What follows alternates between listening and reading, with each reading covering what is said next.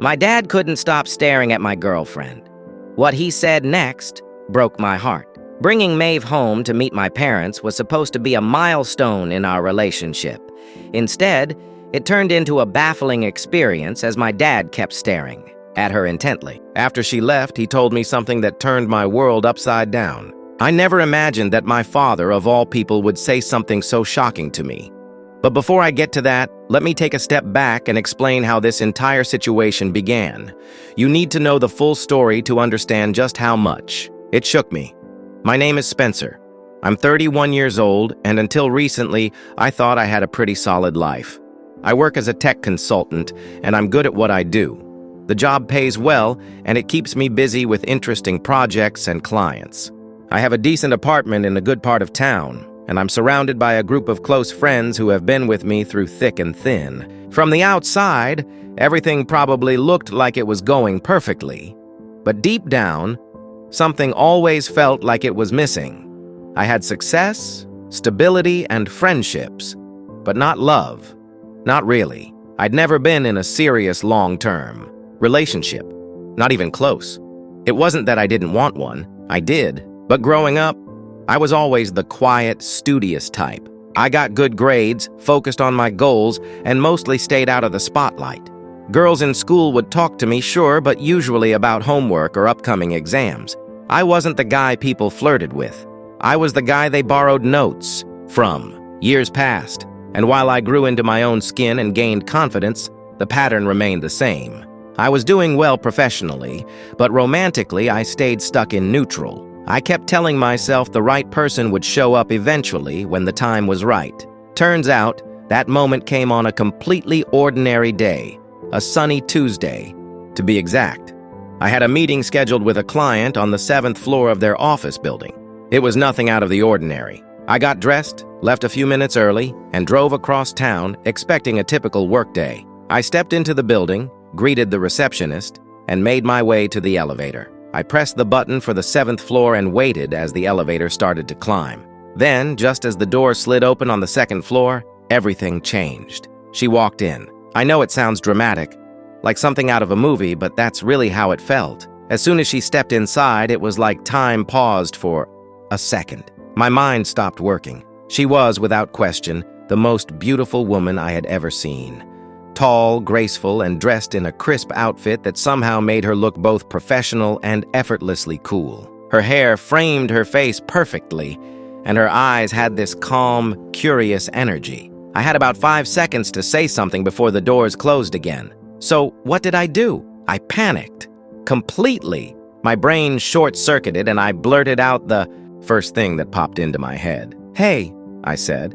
"Did you hear about the claustrophobic astronaut?" She turned toward me, a little surprised, but not in a bad way. "No, what about them? He just needed a little space," I said, wincing the moment the words left my mouth. It was awful. The worst kind of dad joke delivered with the awkwardness of a teenager at his first school dance.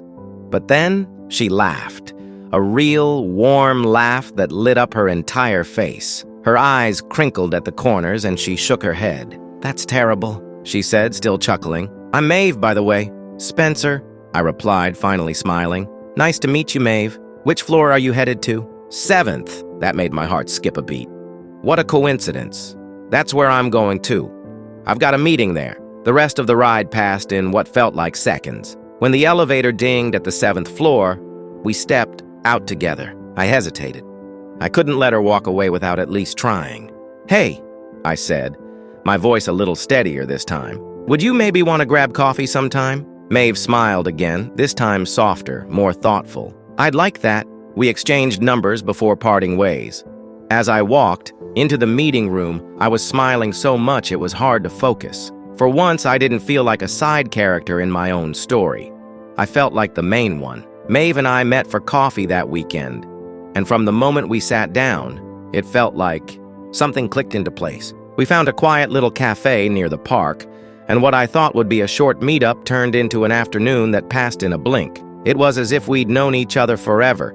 We talked about everything, our jobs, childhood memories, future dreams, and even silly things like our favorite ice cream flavors. I remember sitting across from her, holding my coffee, completely forgetting to drink it. I just wanted to listen to her speak. The way she described her goals, the people she admired, and even the small things that made her laugh, it all felt so real, so refreshing. Those 3 hours flew by like 3 minutes. I didn't check my phone once. Nothing else mattered at that moment but being with her. That day stuck with me. It wasn't just about what we talked about. It was the way I felt. Comfortable, open, seen. A few weeks later, we made it official. We were dating. It's hard to explain just how happy I felt around her. With Maeve, I didn't feel like I had to try too hard or pretend to be someone I wasn't. She appreciated the real me, the quiet, thoughtful guy who often got overlooked. She didn't just ask me how work was going, she asked how I was doing. She wanted to know about the things that made me anxious, the moments that made me proud, and the dreams I didn't always share with others. For the first time in my life, I felt truly valued, not just for what I did, but for who I was. Then, 2 weeks into our relationship, Maeve surprised me. We were sitting on a park bench after a walk when she turned to me with a hopeful smile. "Spencer," she asked gently, "when do I get to meet your parents?" The question caught me off guard. I wasn't expecting it so soon. We'd only been dating for a couple of weeks, and introducing someone to my parents usually came much later. But when I looked at Maeve, her warm smile and the genuine interest in her eyes, I realized I didn't want to wait. She was special, and I wanted my parents to see that too. "How about next weekend?" I suggested, thinking aloud. "We could go for lunch at their place." Her face lit up. "That sounds perfect." Later that night, I picked up the phone and called my dad. He answered on the second ring. "Hey, Dad," I said. "I've got some news." "What's up, son?" he asked, sounding curious. "It's good news," I said with a smile, even though he couldn't see me. "I've met someone. Her name's Maeve, and, well, I'd like to bring her over to meet you and Mom next weekend. If that's okay?" There was a pause. Then I heard him call out to my mom.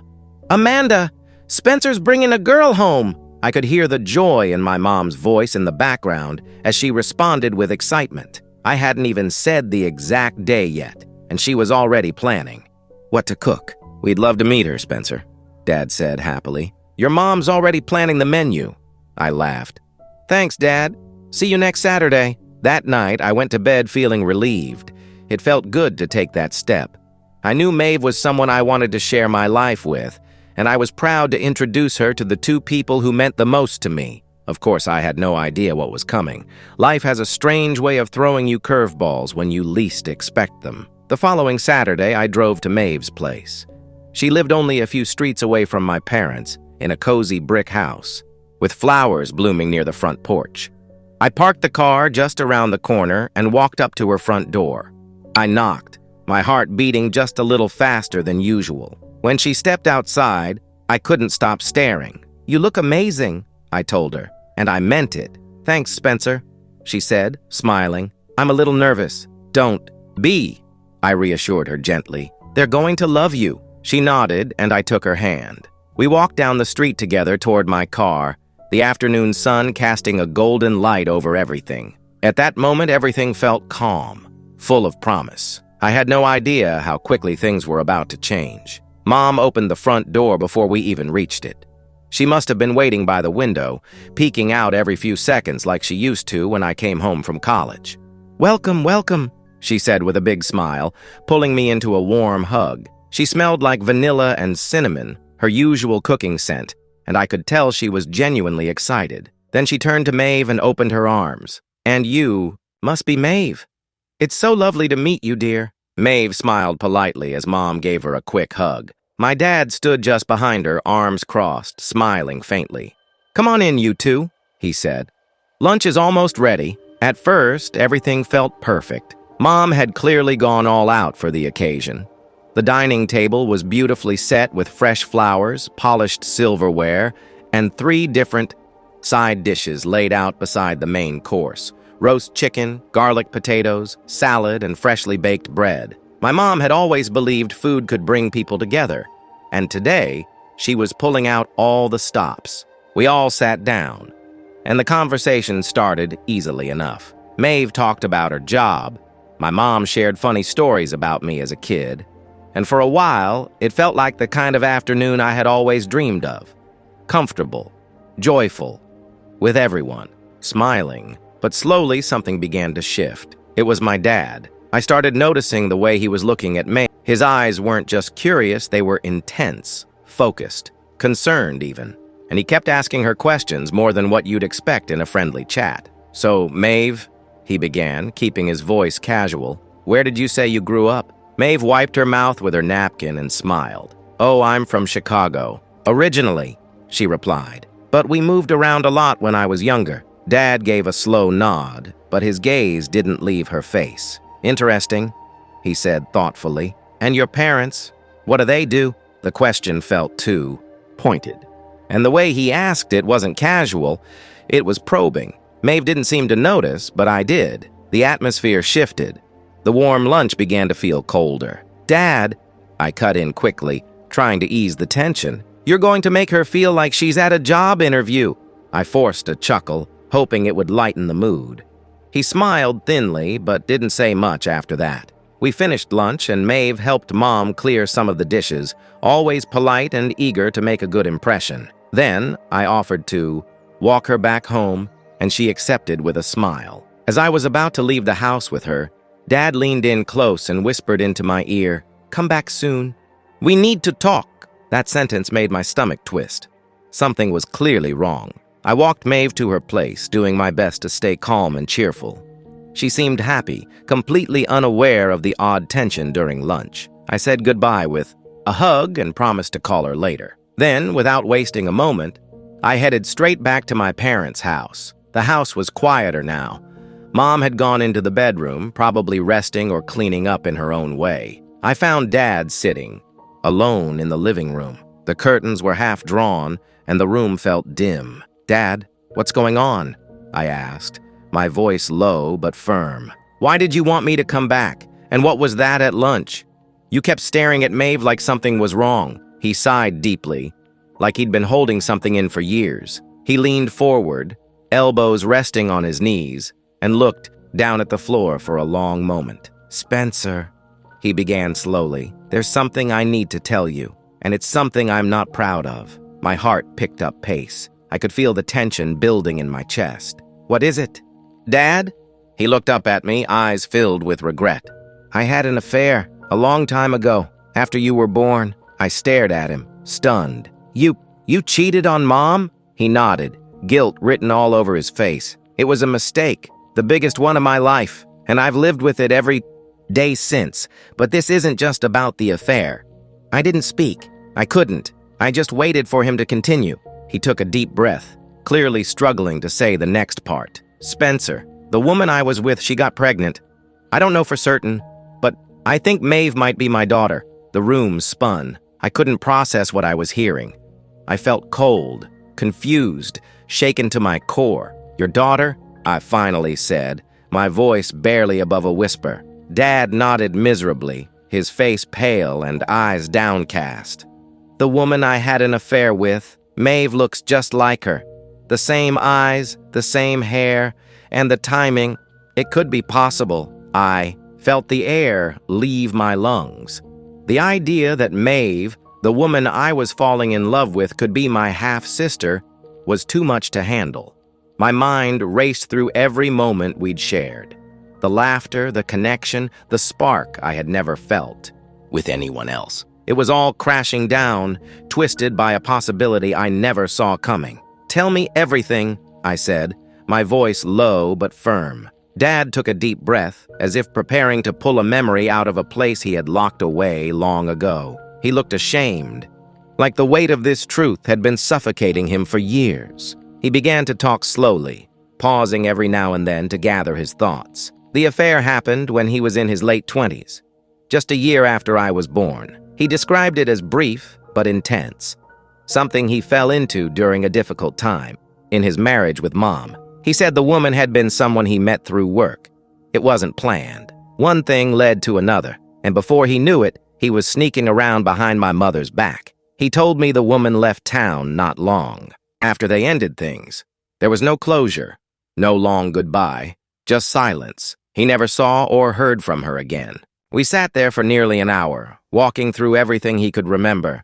We pieced together the timeline, Maeve's age, her family background, and where she had grown up. We even looked at some old notes and calendars he'd kept from that time, trying to connect the dots. And slowly, a different picture began to form. As we laid everything out side by side, it became clear that the dates didn't match up. Maeve had been born months before the affair even began. The math simply didn't work. I double-checked everything, still shaken, still uncertain. But finally, we both reached the same conclusion. Maeve couldn't be his daughter. The relief that washed over me was almost overwhelming. My shoulders slumped. I let out a breath I didn't realize I'd been holding for the last hour. But the relief didn't last long. It quickly gave way to other emotions, complicated and heavy. Anger boiled just beneath the surface. I was furious that my father had cheated on my mother, that he had hidden it all these years like a shadow. Living in our home, the image of him I'd carried all my life was now cracked, maybe permanently. I felt confused too. This secret changed how I saw my family. My parents' love story no longer felt so stable or pure. And beneath it all was a deep, aching sadness for my mom. She had no idea what had happened. She had lived all these years, believing in the life they'd built, never suspecting a thing. "Does Mom know?" I asked, though I was scared of what the answer might be. Dad shook his head slowly. "No, she doesn't. I've carried this secret for years, Spencer. I never thought I'd have to tell anyone." I stood up, pacing the room. I couldn't sit still anymore. I felt like I was suffocating. "You have to tell her, Dad. She deserves to know the truth." He looked up at me, pain in his eyes, but also something else. Acceptance. He nodded. "You're right. I'll tell her."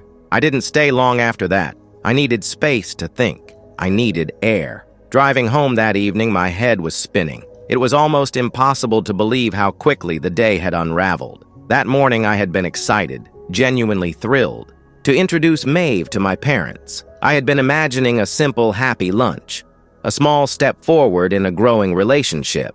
But instead, I had left with a secret so heavy, it felt like a rock pressing against my chest. The more I drove, the more I thought about Maeve. She had no idea what had happened after I walked her home. She had no clue about the emotional storm her visit had stirred. Should I tell her? Did she have the right to know that for a moment we'd feared something unthinkable? And what about my mom? How would she react when Dad finally told her the truth? Would it break her heart? Would it end their marriage? Could something buried for so long destroy everything?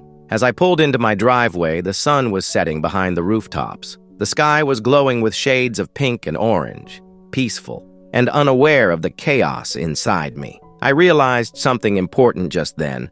Life rarely goes the way we expect. It's unpredictable, messy. Sometimes it gives you something beautiful in the most unexpected way, like a chance meeting in an elevator. And sometimes it hits you with a truth you never saw coming, one that shakes the ground beneath your feet. Did I do the right thing by asking Dad to tell Mom? I think so. She deserves honesty no matter how late it comes. And Maeve, I don't.